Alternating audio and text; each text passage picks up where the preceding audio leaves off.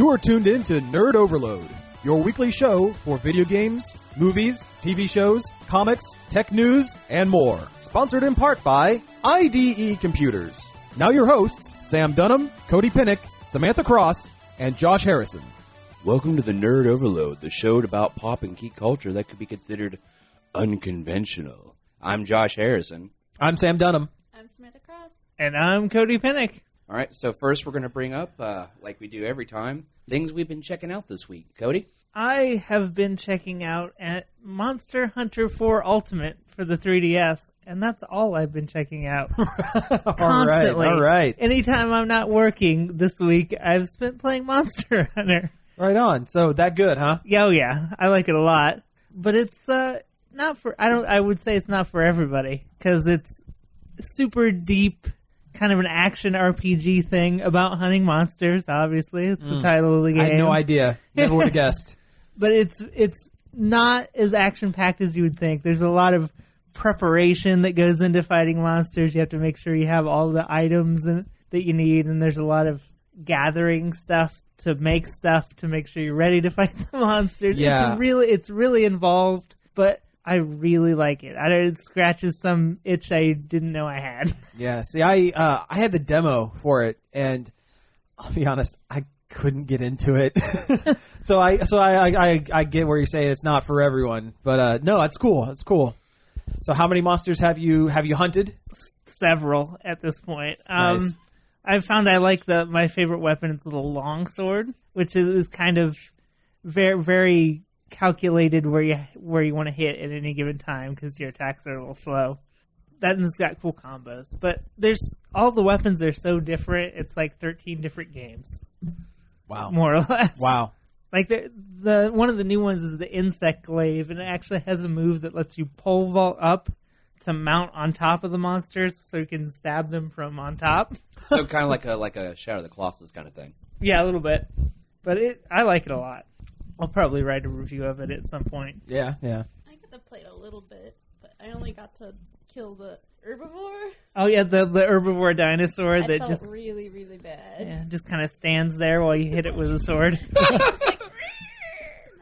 Well, I don't want you to, but I'm not going to stop you. Yeah. It's like the Eeyore of monsters. Pretty much. I felt sad. But I mean, you have to use every part of the monsters that you slay to build new equipment and new armor and stuff. Well, at least you're not wasting it. Yeah. And this one actually has kind of a plot going on. All the other Monster Hunter games, the plot is that you want to get new armor. Oh, okay. This one, you go around with a caravan of other characters who are trying to find out what this mystical item that the one guy has is. Oh, interesting. Okay, well, I have been playing Majora's Mask, the remake that they just did. Zelda. Yeah. Yeah. I don't know what else to say about it. I like it. Is it that much different than the original? That's the thing. I've never played the original. Was that on the 64. GameCube or 64? 64. Yeah, it was the definitely second. 64. It was the second never- Legend of Zelda on 64. Yeah, I did not have either of those systems, so this is my first time experiencing it. Oh man, I'm kind of envious of that because Majora's Mask is probably my favorite Zelda game. And Not I only one of my really like favorites, it. but it gave me a lot of anxiety. that's so Yeah. different from all the others. It is. How does the time limit make you feel compared to other Zelda games you've played? Does it change your view on it any, or What do you mean? the time limit? Oh, yeah. Yeah, because, I mean, you have to, think, okay, I have to get through this and do this and this now, and... Yeah, so you have to plan out your moves more than you would normally. Mm-hmm. I mean, you can always go back and, restart everything, but then you got to redo everything. Yeah, and you lose all your rupees and stuff. Not unless you go to the bank. Well, yeah, you can put them in the bank. Well, yeah. I'm not no chump. She's smart with her rupees. She's got a good head on her shoulders. Like I said, it's really good. I really like it. I don't know. I guess that's why they were making it. It's good. About how far are you into it, I guess? I'm in the second dungeon. Oh, okay, cool. Very cool. So yeah, last I checked, you had the Goron transformation, I which just is got the fire arrows. Oh, right on. Okay, I know actually like right where you're at. That's awesome. Well, very cool. Very, very cool. I always liked how it was darker than the other Zeldas, and in a mature way, not in a Everything is dark. Twilight Princess. Everything is dark because that's what people want way. Yeah. I really like Twilight Princess. Well, I liked it too, but it's not one of my favorites. I always thought it was kind of neat how they took the assets from Ocarina of Time and repurposed them into because like 90% of the characters in Majora's Mask are like they were just filler for Ocarina of Time. They were just background, Yeah. Oh, like the mask vendor. The mask vendor and like the main subquest, the love story between the little kid, blue-haired kid and the woman. Oh, I can't remember their names because it's been like 10 years since I played the game. They're weird. I can't remember them. Yeah, off the top of my head. but they were just filler. They were just like standing window around dressing in the town. Yeah, It was part of a concentrated effort by Nintendo to make a new Zelda game by repurposing old Zelda things, right, and doing it in a faster amount of time because it only took them a year to make it. Yeah. Crazy. I always like kind of freak out like the Scapula house. Oh, with the Skulltula? Oh yeah. I knew what you were talking about. Yeah, with the like the people that were like turned into the spiders. And Their designs are real gross. Oh, I know, and it's like creepy. It still bothers me to this day. And the 64 has terrible graphics. Yeah. I like for some reason how whenever you transform with a mask, it sounds horrible. I know. Painful. It's just painful. It's so dark. It's like Jim Carrey's The Mask, but like evil. Every single time. Yeah. Oh, God. Luckily, they let you skip it, so you don't have to hear his bone-crunching transformation every time. Yeah. Oh, And it's so melancholy, too. Everything's kind of sad. Well, because the world's going to end in 3 days. Yeah.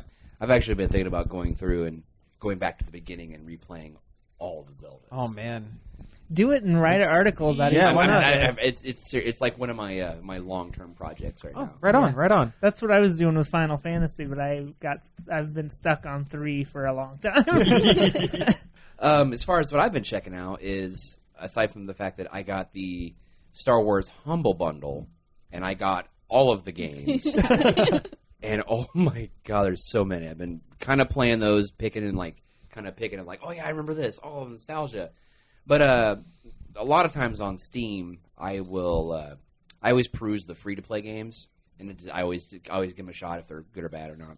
Mm-hmm. They had one on there called Heroes and Generals. It's a first-person shooter / kind of MMO-ish kind of game set in World War II in the European theater, and you can either play as the Allies or the Axis. Mm. It's not bad. It's got a premium currency thing if you're into that for boosting and whatnot. What do they call it? I'm just curious. It's just gold. Gold? Oh. It's just gold.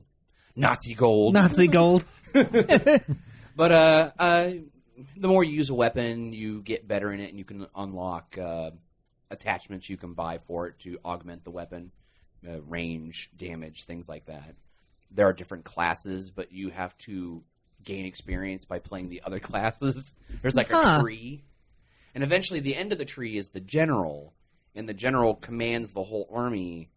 They don't even play in the match, but they can issue orders. Oh, that's really cool. Yeah, that is cool. And there's a war mode, and it's an 8-day thing. It's the war, and the generals will, while the matches are going on, there are what they call, I think they call them fire teams or something like that.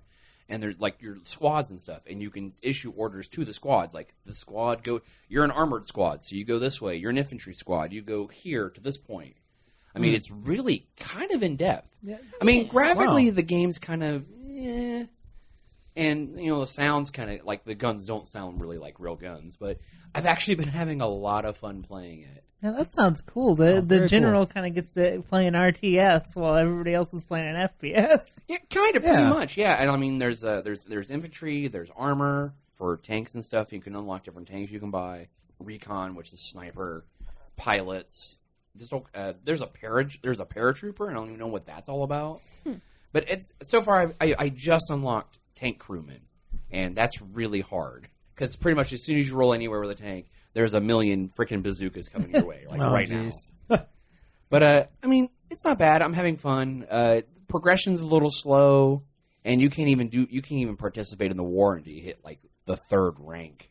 I mean, and I've been playing it for pretty hard for the last few days, and I just got there. Yeah, I don't like military war games, but I might check that out. It's at least worth a check out. I've been enjoying it, but I also like FPSs, and I love World War II, so kind of that romantic era of heroism, that kind of bygone age thing. Oh, cool.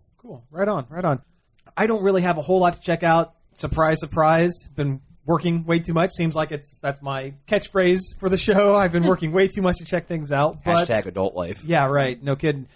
There's one thing I've been kind of digging into a little bit. It's an old show. A long time ago, there was a show on TV called Iron Chef. It was like a Japanese like cooking show with like a weird frame story kind of thing. And I found something that's kind of similar to it, called Game Center CX. It's a weird show where this Japanese comedian, sits in a room and is given 24 hours to complete a classic like console game, like an old NES or SNES game, like Mario World or anything like that. And he's really bad at it. And the show's been on for like 18 seasons, and he's still really bad at it. And not like fake jokey, purposely like dying and doing all this stuff. He's just real bad at it. And a lot of it's just kind of noise, but it's kind of relaxing stuff, and it's I think the Japanese had to jump on the Let's Play phenomenon. Yeah, that's really what it's kind of what it is. Because I mean, you get a camera of him playing it, but you also get a camera of the screen and everything. And it's kind of funny. He does man on the street things, and kind of that's where his comedy bits kind of come out. And he does some stuff. In his like one room, it's like a barren room. The whole frame is like he works for a company and he's like testing games or something like that. But the frame story doesn't matter. In this room, he has a whiteboard where he writes like old game like password codes on, and like his table is filled with like candy, like just piles and piles of candy that he doesn't eat. He says it reminds him of his childhood, and he wants to capture his childhood innocence so he can beat the games. It's like I said, it's goofy. It's fluff. There's really nothing. It's not deep, but it's just funny to watch a grown man fail miserably at Contra for like 72 like abbreviated hours. Hey, unless you cheat, Contra is really hard. Yeah. Well, that's the thing. That eventually, if he can't get past the thing, one of his the assistant directors comes in and kind of gets him to the next spot so he can continue with the show, Oh, man. The Reno guy? Yeah, that's it. Yeah. Yeah, that's it. I actually saw a picture of him dressed as Zangief today. Really? That's awesome. On some Street Fighter talk show. Oh, that's Look awesome. it up. It was Did he glue Yes. like a fur patch on his chest? Fantastic. Yeah, that's great. I'll have to look that up. But yeah, so that's what we've been checking out. So let's go ahead and move into a little bit of news. All right. What do we have? Well, we're still on the topic of video games, so we'll talk about video games. Let's keep going with that.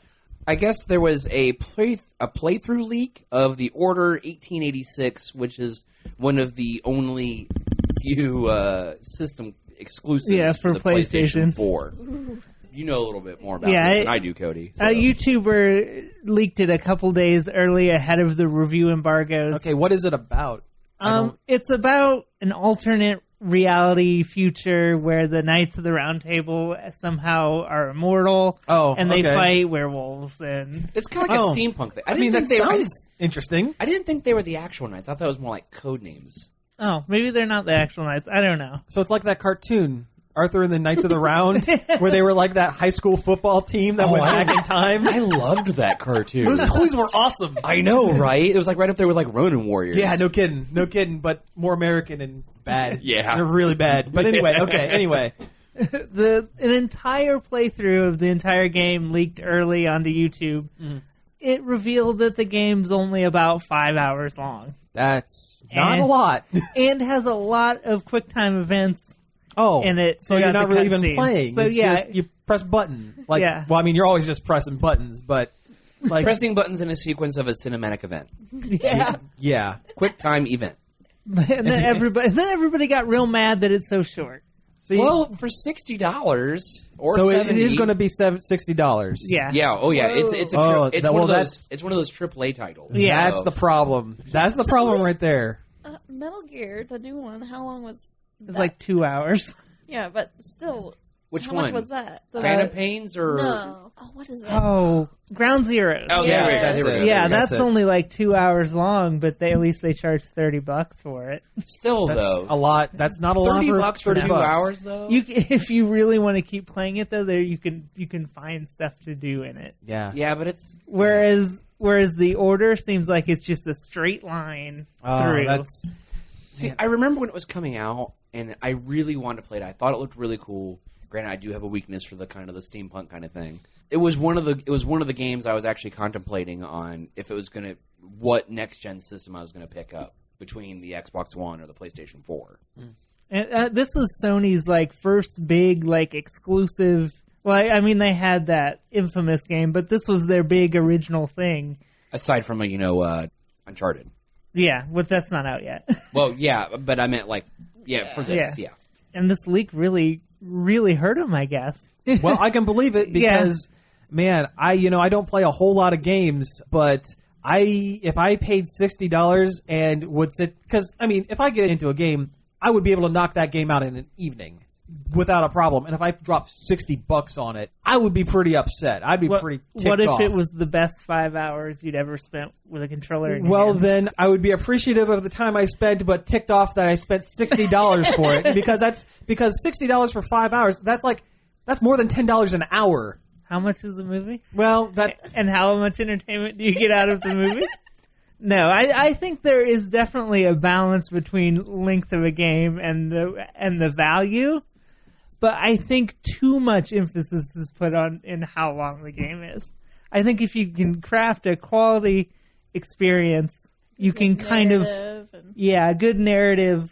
You can kind of fudge the price a little bit, but there's a limit to that, and I think that the order is outside of that limit.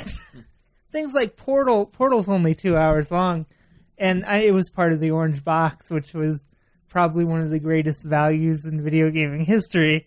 But how much would you have paid for Portal? I don't know. I think I got it for like $20. And it's about 2 hours long. Yeah. Yeah, that's about the standard right there. For about $20 for a really, really good 2 hours. Oh, and trust me, Portal is one of my favorite series of all time, and probably one of my top favorite games of all time. Mm. I mean, I get what Sam's saying. Like, I remember when the first God of War came out, and I beat it in an evening, and I was mad that I beat it in an evening. And I was like, "Are you serious?" The only other thing I could do is play through the really, really hard God mode to unlock stupid outfits of Kratos in a business suit wielding suitcases instead of swords. Although that sounds pretty awesome. Well, he also had like a chef's outfit too. Oh, that also sounds awesome. But either way, it was stupid. I was mad. It was so short. And honestly, with God of War, the story's not all that great either. No. Oh, God, no. No. And I haven't played The Order, so I don't know how. I can't attest to the quality of the story. The review embargo went up today, and the reviews went out, and they're not good. So exactly, $60 for a short game where the story's not even that great. Yeah, it's a ripoff.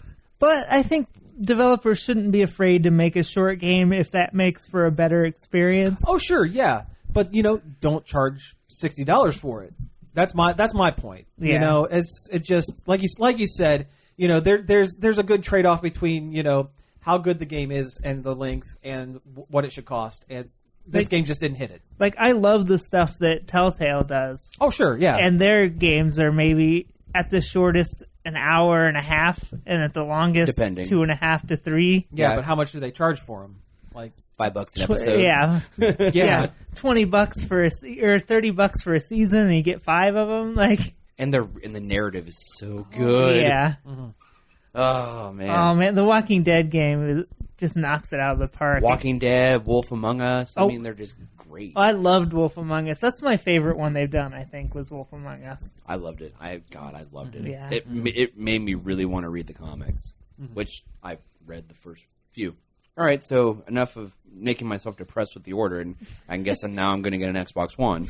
I wouldn't agree with that, but Well, I know more people with Xboxes than okay. and I do online play. So, well, it's rumored that HarmonX is possibly working on a Rock Band 3.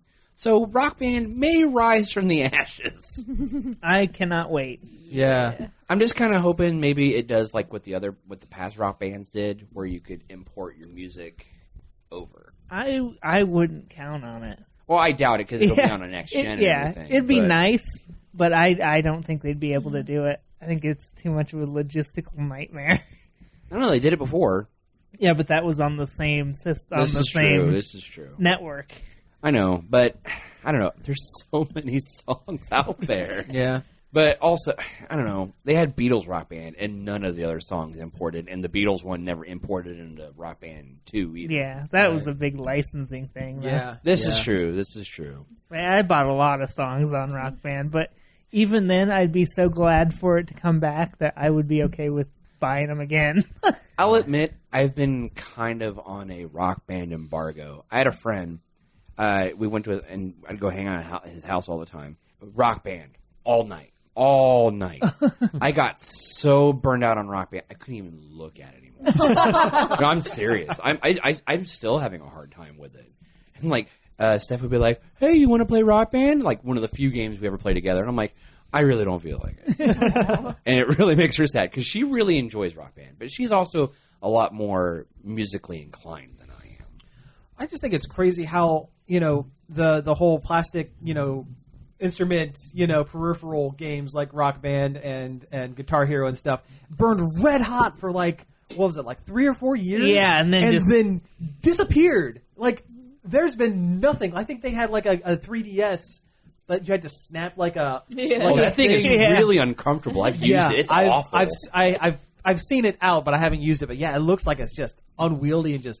Ugh. It's terrible. But yeah, it was all Activision's fault. The Guitar Hero people, Oh, they yeah. ran it in the ground. Yeah. They had one coming out every DJ year. Hero with the turntable. Yeah, I Remember have that. You got it like super cheap. Yeah, I got it really cheap at a GameStop. Nice. Oh yeah, there were so many Guitar Heroes, like the Aerosmith one, the '80s, and the Yeah. heavy. Yeah. They were probably doing more than one a year at one Oh, point. yeah, they were. were. Yeah, It they were was- just flying through them. But yeah, I but then noticed there was only 3 rock bands Yeah, over the that's whole true. time, That's Well, true. there was also Lego Rock Band, which is and- fantastic. Hey, that's how you get the Ghostbusters song. Yeah, and Crocodile Rock. And then there was Beatles, which I bought because I love the Beatles. Yeah, I loved that game. And I have the limited edition Beatles instruments. Nice. They're in my closet collecting dust. But yeah, that's pretty much all you can really say about Rock Band. It's a music game where you play instruments. Though I've been really tempted to kind of maybe pick up that Rocksmith because it actually teaches you how to play a real guitar. I've heard it's good. I've heard And it good works. things too, but you got to gotta get up the special thing, the jack, and actually have a guitar and all that. I guess now some more Amiibo notes. So this is Nintendo. Nintendo's near field communication toy, Skylander-esque toys. Yeah. So, anyways, yeah, they announced that one of the things that the little plastic figurine things are going to do is that they're going to start unlocking demos for original NES and SNES games on the Wii U, making the just one more reason to actually go out and spend your $13 on the things. A little plastic Nintendo man. Yeah. I actually think this is a really good idea for them, I mean, one, it gives something outside of, you have to have one specific game to use these things with. And two, it gives a younger generation a chance to, play some of these older games and then, turn around and buy the full version so they can, play through the whole thing. That way, if they get a character, they don't know who it is. You just scan it in, and suddenly now you know who Pit is. Yeah. Yeah, right. I will admit I have never played Earthbound. You should. It's a good game. You really should. Yeah. For a long time, I didn't know who Ness was. Beyond that, one other thing, they've announced that they're going to start putting out cards. Like they're going to have a card game with the near field communication, and they're going to. You told me that some of the rarer figurines they're going to redistribute as just cards. Yeah, that way, since they're so hard to get, you can't use them in the games that need them, so they'll distribute the cards. which will be easier to get a hold of. Yeah, I actually think having like an actual card game that you could play with it would be really cool. Yeah, like Pokemon cards. Yeah, That'd be great. Yeah. yeah. Now that I'm thinking, of course, I love tabletop games. You know what? What was that? Nintendo back when it was before it was a game company. It was like a. It was Hanafuda cards. Yeah, those. Yeah. What if they brought that back in a big bad way, like Hanafuda, near field amiibo card, whatever's. Oh, and they've also said that the reason why amiibos have been so hard to get has a lot to do with the West Coast shipping strike. Oh, that makes sense. So if you were wondering why it's so hard to find them, there's your answer. It's because they're having trouble shipping them into the United States. That makes sense. So would that mean that once the strike is over, we're going to see a deluge of... Possibly. Huh. Although as a collector, I hope not. Yeah. All the little Macs. Well, as a collector who has none and would like to collect them, I hope so. And I don't want to pay $30, $40 for them. And as a player of HeroClix, I am also affected by that because it's been delaying sets that were supposed to come out this month. I'm surprised those weigh enough to... I'm surprised those weigh enough to be a shipping issue. Oh, yeah. Because Nintendo said games won't be affected because they're light and they could airmail them, but the amiibos weigh too much, and that's why they're getting caught up. In a HeroClix booster, they come 5 figures in a booster. Oh, that's right, and they come in those big bricks. Yeah. Yeah. So, they weigh enough. Yeah. I think that's all we really got on video games. So, let's actually move on to some... let's move on to some movie news. What the heck? This first one is actually something that, Cody, you wrote down. Dan Aykroyd made a comment about the new Ghostbusters reboot. Yeah, he said that the new female-led Ghostbuster reboot by, was it Paul Feig? Is that how you pronounce it? Yeah, I think that's it. Could be open the door to a Ghostbusters 3. I don't like that. Like a traditional, is the word he used, Ghostbusters 3. No, you know what? That's icky. You know what? If anything, if the new Ghostbusters should lead to anything, it's more new Ghostbusters. Yeah. You know? And, I mean, if they wanted to set this in the same universe and have, the originals, the remaining Ghostbusters in the background or as a secondary character, you pop up somewhere as a cameo, great. Whatever. But, yeah, I don't want... If they're moving in a new direction, they need to go whole hog into the new direction, It's kind of desperate. Yeah. Oh, yeah, the quote read kind of desperate. Well, I mean, what has Dan Aykroyd maybe. done? Yeah. Maybe someday. Maybe. Yeah. I think if the studio wanted to make a traditional They Ghostbusters would've 3, made that's what they would have did. They would have thrown enough money at Bill Murray to get it done. Because, I mean, that's what you do. Or made Wes Anderson's Ghostbusters 3. Pretty much. That would guarantee Bill Murray there. Yeah. But, yeah, I mean, yeah. And, again, like I said, what has Dan Aykroyd done in the last 5-10 years? Sold Crystal Skull vodka. Yeah. Talked about aliens. Yeah. Say watch UFOs. Yeah. That's really been about it. I mean, Do you think the Dan Aykroyd from the 80s was abducted by aliens and replaced by a different one? it would explain why he looks nothing like the Dan Aykroyd from the 80s. He's a replicant. Yeah, he might be 2 replicants at this point. Oh, that's mean. Well, maybe a little bit. Well, but now you know we're what? never going to get Dan Aykroyd on the show. Oh, darn. Is it kind of weird that of the remaining Ghostbusters that want to be involved, the guy who played Winston Zeddemore has done more films than a lot of them?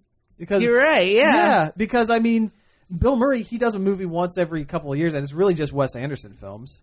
I mean, Harold Ramis, unfortunately passed away. But I mean, before then he wasn't really doing a lot. He directed some episodes of The Office, I think. He directed, and he probably just kept writing. Yeah, but More I mean, a behind-the-scenes kind of guy. But I mean, the guy who played Winston, and I wish I could remember his name off the top of my head. I have his signature in a pile over here somewhere, but he pops up in shows all the time. He's been like a second or third string character in Modern Family, the TV series.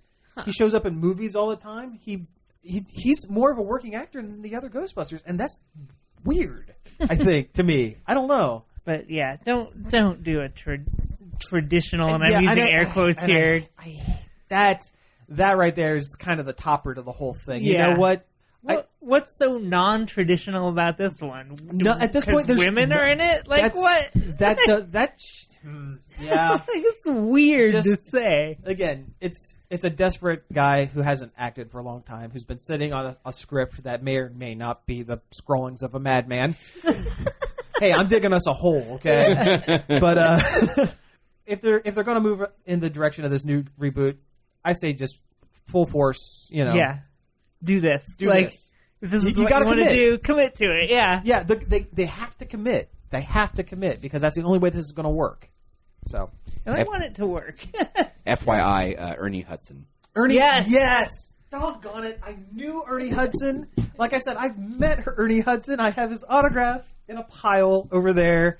Why couldn't I remember Ernie Hudson? Okay. Well, anyways, let's go ahead and take a quick break here. Play a little music, and when we come back, we'll talk about some more stuff.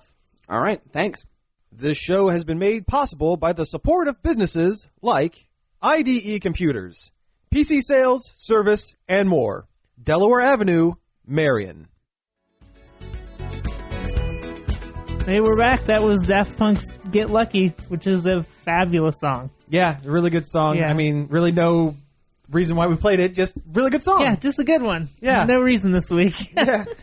This is one of the best songs of last year, I would say. Yeah. Off one of the best albums from last year. Yeah. No, really, really good song. Yeah. Random. I've always enjoyed Daft Punk. Yeah, they're good. Oh, those crazy French guys. This crazy French robot, man. French robots. Well, anyway, I think we're going to jump over to a little bit of TV stuff in the media. And we kind of him-hauled around about talking about this. I think we're going to go ahead and talk just real quick about it because it is something that pertains to all of our interests. Law & Order SVU had an episode here, what was it, about a week ago? Yeah, it was a week ago. It was last week. That was their take on the Gamergate media thing. Nightmare, yeah. Yeah, it is a nightmare. It was ripped from, this time instead of being ripped from the headlines, it's ripped from your Twitter feed. Yeah. They got it so wrong. I mean, I guess it could have went worse. I guess. It could have been. I guess it could have been. But so I guess we should just talk real quick about, I think we've talked about Gamergate enough on this show on past episodes. The meat and potatoes of it is there are female games journalists and creators that are being just viciously harassed by awful human beings on the internet just because they're female games journalists and developers. And, you know, it is a very small percentage of the internet that is attacking these people. But, you know, But it's a very loud. And, you know, And it's serious too. There's it is incredibly serious. death Yeah. threats. And Yeah, it's not just it's not just, you know, oh, we're not going to buy your game or anything like that. It's like serious death and like Violent videos threats. Super of violent. wielding guns. Yeah, saying they're going it's- over to their house. it is an Personal absolute information leaked um, on the internet. People have been run from their homes. Yeah. Yeah. it's an absolute mar on the video game playing community. It's a huge black spot on it, and it's terrible. And you know, Law and Order SVU, they like to, you know, take things ripped from the headlines, like we said. Yeah. And again, they got it really wrong. Conceptually, it's not a bad idea. Yeah. But the writers of these shows never really understand video games. No. So instead of go ahead and explain a little bit why they got it so wrong, because we've been saying it's wrong, but we haven't said why. You know. They fall on the same tropes that they do every time they bring up video games in this show. Or think about any time you've seen video games in a show, like maybe from 5 or 10 years ago, where it's somebody just rattling a controller around in their hands and some like retro game sounds come out of a TV. Mm-hmm. Like that's the same type of thing that they do with these shows now, 5 years later. Mm-hmm. And that's the same amount of thought they put into this episode, which is on a very serious subject in video games. Yeah, they pretty much trivialized all video game players down to just People who can't tell reality from fantasy. right. Which is always the angle they try to go at with these shows, is that all game players are basement-dwelling man-children. Yeah. Yeah, who can't do anything other than play video games and just are just not socially adjusted people. and it's always and it always breaks down to is violent video games make violent people. Right. Yeah. That's from what I understand. That was the main thrust of the episode. Yeah. That it's the video game's fault that Well, the big game that they're talking about at the beginning, the big competitive shooting game that everybody likes in the fictional world of this show, was called Kill or Be Slaughtered. Wow, that's bad. Yeah. It doesn't get any of the actual points right. Yeah, they went at it with all the subtlety of a sledgehammer. Yeah. Yeah. And it always ends up with some cop talking about how they need to level up to... Yeah, that was Ice-T this time. Yeah. Yeah. Who knows about video games? He's a video game fan. His Twitter handle is at final level. Yeah, yeah. But yeah, it's almost hard to discuss, you know? Yeah. It really is, because it's a very serious threat that the show just brushed under the rug and said, "Oh, well, they're just weirdos." Yeah, they're just weird. Yeah. It's a serious problem, and they just used it to sensationalize a stupid story for their dumb cop show. Yeah. But I mean, part of it is the writers writing towards their audience, because I mean, let's face it, the people who watch Law and Order are not going to be the people who are in the know about this sort of topic enough to make a... But the thing is, those people that are the audience of Law and Order are the people who think these things are true, and all they're doing is reinforcing this stereotype. Again, they're playing towards their audience. Yeah. They want to make sure that they have a show that their audience isn't going to go turn on and go, "Oh, I don't agree with this. Video games are saying it's a legitimate form of art. No, I don't like that." It creates fear-mongering. Yeah. And it's crazy that this is happening in a time where 90% of people have a game system in their back pocket. I mean, all smartphones are potentially game systems. You have in a time where you have your Candy Crushes and your Farmvilles and everything. Guess what? That's a video game. Everything's video games. It's and it's with the Wii and more social type gaming things, and again, the Wii being used as like exercise type. When they tried that for a while. I mean, it's become a pretty normal part of society. It's not a fringe. It's not as much of a fringe thing, and that's actually part of the mentality of these people who are in real life going after these women, because they want it to be more of a fringe, insular. Yeah, they want it to be their special club. Yeah, and it's not anymore. Yeah. But I think the worst part of it is the end of the episode where you were telling me the female developer that's being harassed by all these guys just up and quits the game industry because it's too much. Yeah, which is the wrong message to send. I mean, was it Jen Frank did quit writing about games because she was being harassed? Yeah, I guess that's the way it happened sometimes. But they had a chance to make a stand and say something good that maybe could have good helped. and intelligent about it. But all they did was make a dumb show that pandered to the fears of their audience. Yeah, pretty much it. So, other TV news. There are a couple of Cartoon Network shows that are crossing over, I guess. Yeah. Let's talk about something light for a minute. Steven Universe, fantastic show, is crossing over with Uncle Grandpa, which is a cartoon on the TV. Yeah, which is a very polarizing cartoon on the Cartoon Network. Yes. These two shows are so thematically different that I can't imagine what they're gonna do. They even look completely different. Yeah, they're not even similar art style. Yeah, Steven Universe is a beautifully animated and beautifully drawn show, and Uncle Grandpa, while it doesn't look bad, it looks very cartoony and goofy. Yeah. I mean, come on. There's like a clip art tiger that gets manipulated like a puppet. It's going to be weird. Yeah. It's going to be super weird. I mean, like we were talking before, both shows have dimensional jumping around. Yeah. I mean, it's... And I mean, it's a cartoon. Yeah, it's a cartoon, but really. it's... Uncle Grandpa is almost omnipotent. Yeah. He's not even like he's everybody's uncle and grandpa. That is literally the tagline of the show. It's a weird show. It's an uber weird show. Yeah, and Steven Universe is very heartfelt, and it can be super serious, and Emotional. it's emotional and really well written. And Uncle Grandpa is a goofy, dumb cartoon show With a talking pizza. Yeah, with a talking pizza. With sunglasses. Yeah. I don't know where they got the idea for this.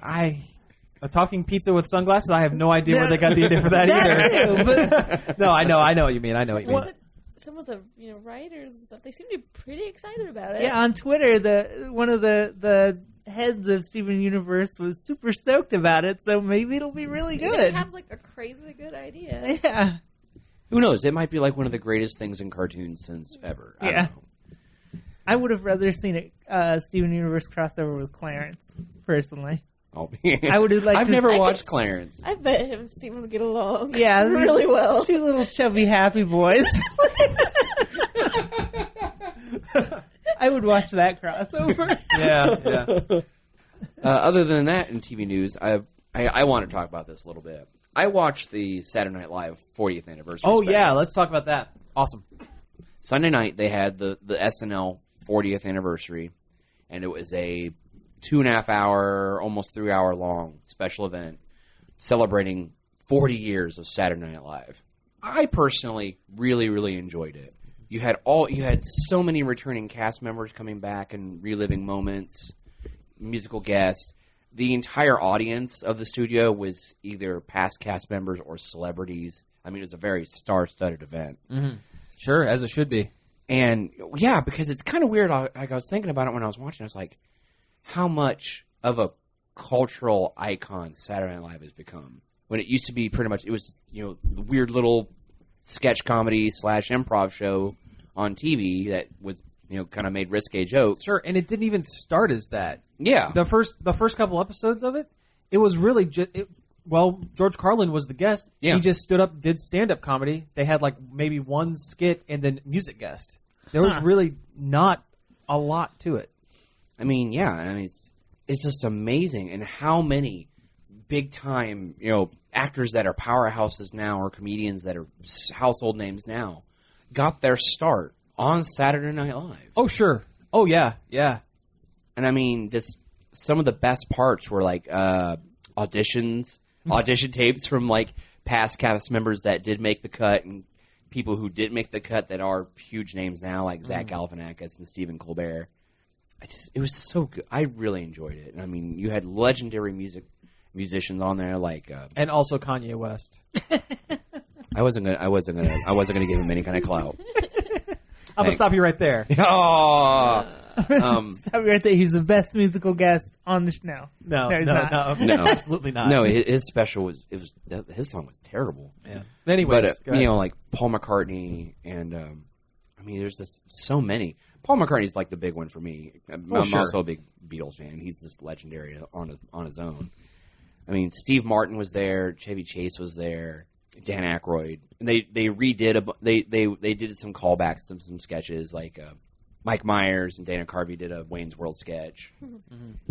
Dan Aykroyd came back and did the I can't remember the name of the product now. It's a blender for Fit. The Bass. The Bassmaster. 70 or 76 or whatever. Yeah. Yeah, he redid that one and Awesome. broke the blender. He tried to use it one last time and it just made this horrible sound. He's just sitting there kind of like pushing the button. Oh, that's so good. That's great. Bill Murray. One of the most powerful... there were two very powerful moments in the special that really touched me on an emotional level. Amy Poehler and Alec Baldwin were talking about Tracy Morgan, who tragically was injured in a very bad car accident a few months ago and may never work again for possible brain damage. Right. Was it Poehler or was it Tina Fey? It was Amy Poehler. Oh, it was Poehler? Okay. I think it was Poehler. They're always together, so it's really hard for me to tell. I'm pretty sure it was Amy Poehler. Okay. But she was almost crying talking about it. about wishing he could have been there. Hopefully you make the 41st and stuff like that and get better. I mean, that part was really emotional for me, and it's really nice. And then they had a tribute to cast members they had lost, and also crew members and people you don't ever see. Right. And that one was big. Some of my favorite actors of all time, like Chris Farley and Belushi and all them, and it was really, really nice. I mean, they did a Blues Brothers sketch. I mean, it was just, it was a really good special. I would suggest anybody who hasn't already seen it, get on Hulu or whatever platform you use to watch TV or whatever, go back and watch it. It's definitely a good use of your 2.5 hours. So many you think that all these weird catchphrases that you don't remember where they come from, they pretty much come from SNL. Yeah. I mean, honestly. Yeah. I mean, if anything, just watch the Jimmy Fallon and Justin Timberlake opening, because they use pretty much every catchphrase you've ever heard. Excellent. Cool. I mean, I really enjoyed it so much. But that's pretty much. I've been meaning to go back and watch that, and I'm sold. Yeah, I wasn't going to watch it, but now I think I will. It's SNL. You really honestly can't go wrong. If you have a favorite season or favorite cast or group that was on SNL, they're pretty much represented. What, even the season with Robert Downey Jr. and Randy Quaid? They do mention them. Oh, well, that's good. Hey, at least they got a mention. That's and there was the running gag that John Lovitz was dead. And every time they mentioned the joke, they would cut to the crowd where he's sitting there and he's just got this look on his face like, why? I mean, like sometimes I forget some people were connected to SNL. I mean, Opera Man came back. Opera Man. Oh no. Oh man. Edward Norton played Stefan.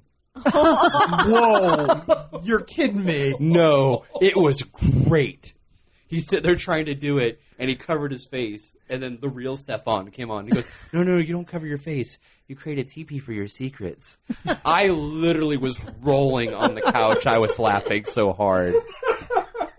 Stefan is probably one of the best modern SNL characters. Oh, yeah. Yeah. And they also had Andy Samberg and Adam Sandler had a music video, and it was basically all about all the times that people lost their composure and were just laughing in the middle of a sketch because they just couldn't help it. Was it just a montage of Jimmy Fallon and Horatio Sands? That was a lot of it. It's Nice. like, here's another one, Jimmy and Horatio.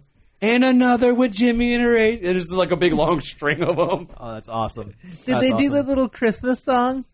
That I wish it was Christmas today? No. Oh. Tracy Morgan was a part of that group. Oh, that's so they probably right. refrained from that. Darn it. Which probably means they didn't do any Brian Fellows.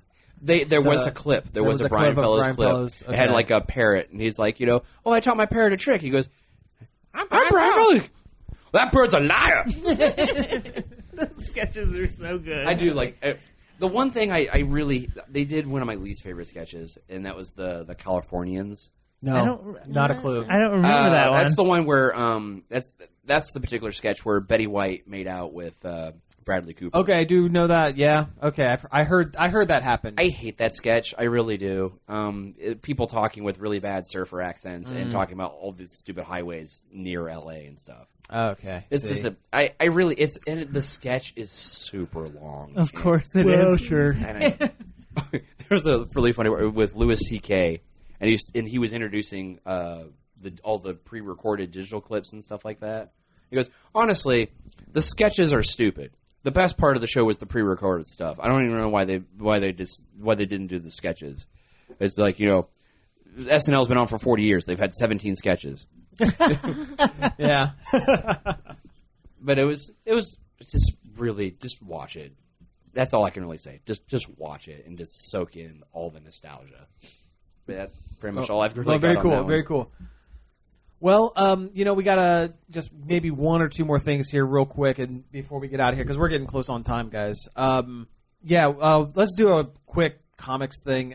An old Nickelodeon cartoon, an old cult Nickelodeon Cult, cartoon, yeah. Invader Zim, which was popular when we were in high school, like way popular.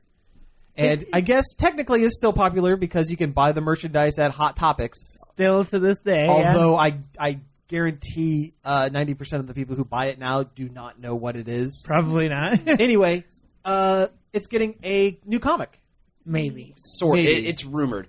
It's pretty certain now. Yeah. I mean, Jonah Vasquez has always been teasing on Twitter and stuff about a Invader Zim rebirth of some proportion, and it's generally always just a ha. It got canceled and it's not coming back. Yeah, I always took that as he's trolling. Oh yeah, everybody. that's what he does. Yeah. But this time, Oni Press released an image, the background in traditional Zim purple, Zim font that says "Doom is coming." Oh, okay. Well, there you go. So yeah, it sounds like we're getting a Zim comic. Yeah. Which is fine, but I want Jonan to write it. Yeah, if Jonan Vasquez isn't involved, then it's not worth.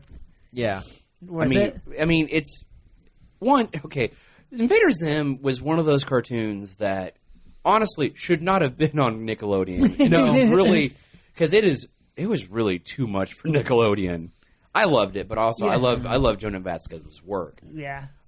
It's just really weird how it even got started. A woman at Nickelodeon read his second comic, Squeak, which was a sequel to Johnny the Homicidal Maniac. Which his comics were very mean-spirited. Oh, incredibly yes. mean-spirited and super violent. Dark. And, rough stuff. I mean, for Squeak, the time, it was Yeah, entertaining, yeah. but yeah. Squee is just a kid that gets traumatized by horrible things. This is All the basically the gist of that comic. But Yeah. somebody at Nickelodeon saw that and said, Let's give this guy a show. Yeah.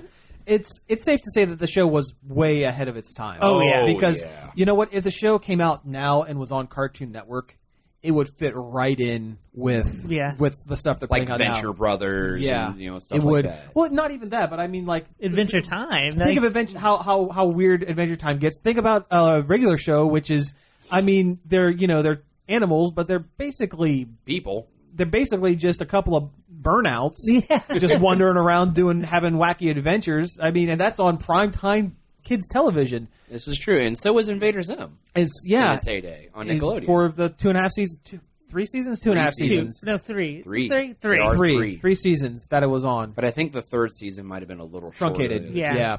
Yeah, because there's dialogue recorded from episodes that never got produced. Yeah. But God, man, I loved Invader Zim so much. man. Yeah. It was if it is what it is, and it's the way that I want it, I'll pick them up. I got it. I'm sure Jonan would be involved. I don't think they would do it without him. I think anybody that would get the rights would be They would smart be enough. fools to, Yeah. Besides the fact that would just incur his wrath. Yeah. Yeah.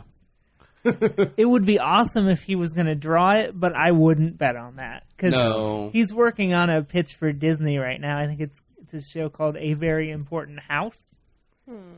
But he's working on a Disney show right now. So I don't see him drawing it, although he's been teasing that he's been thinking about getting back into comics, too. Oh, well, there you go. So I'm sure he'll be involved in some way, shape, or form. Yeah. He'll probably write and somebody else will draw. Yeah. I mean, yeah, he writes. I think he writes Adventure Time episodes from time to time, and Does he? Yes. once in a while I see Yeah, his name every pop once up, in a and it while. always surprises me. I know he wrote a Bravest Warriors episode, too. Oh yeah, he did. It was really good, too. Yeah. It was also really dark. Yeah. Of course. Yeah, I'm not the biggest Bravest Warriors fan, but I like that episode a lot. I always kind of lumped him in a little bit with Ben Edlund, the guy who made The Tick, because if you look at his credits post The Tick, his name pops up on stuff all the time. He wrote a half dozen episodes of Firefly. Yeah. And I mean, he went on and he just became a real kind of a jobber, television script writer. But, he had a big, huge comic hit, a big indie comic hit that became a cartoon and burned red hot for a while and then disappeared. And then he just kind of, did whatever. And I kind of lump him in the same with Evan Dorkin's kind of that way, kind of that too. way too. Yeah, Dorkin really does more with comics, but Yeah. yes, But the milk and cheese. He did some stuff. Space Ghost. He did. did Adult Swim dub of Shin-Chan. He almost had that Eltingville Club show. Yeah, he did have that pilot. I like that pilot. That's an excellent pilot. Yeah. I wish it would have got more episodes. Yeah. Although they did do a one-shot a while back of the Eltingville Club a couple years ago. Yeah. I should look that up. Yeah. But no, it's yeah. I mean, this is good news. This is cool stuff. You know what? I think we're getting pretty close to time here, so let's just go ahead and wrap it up for the day. You've been listening to Nerd Overload. Thank you for listening. You can find all of our stuff over at nerdoverload.com. We also have a Facebook page, facebook.com/nerdoverload website. Is that what we're? What yeah, it is? I think so. Yeah. We're on Twitter at nerd_overload. You can reach me on Twitter at NOCodyP. I've said it wrong on all the other episodes of the show, it turns out. So it's at NOCodyP. All right. And I'm Bearded Midgetor. And, yeah, I'm at Robot Caveman. Still barely use it, but, you know, what the heck. Check it out. Also, a little bit of special news. This weekend... Oh, yes. Good point. Yes. This weekend is the Wizard World Cleveland Comic Convention. Friday, Saturday, Sunday.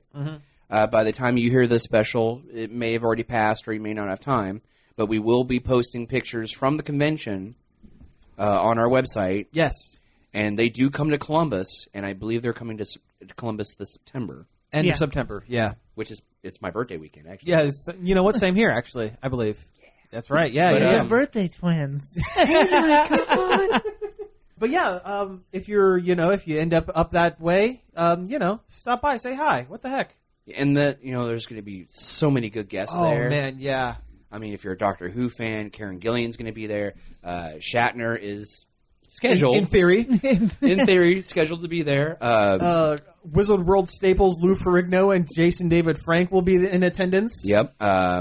Bruce Campbell. Yeah. If you're into indie movies with awesome actors, his panels are awesome. His panel, we saw his panel last November, and it was like one of the best things we saw. It was amazing. It was absolutely. But check them out. Wizard World. You could. They have shows all across the country. But we'll definitely have a huge photo gallery. Yeah, probably by the end of this weekend. Definitely watch the website for that. And we'll have plenty of stories to tell you next week. Yeah. I'm sure. Yeah. Definitely. Oh yeah. All right, so hey, until next week, thanks for listening. Thanks. This show has been brought to you by IDE Computers.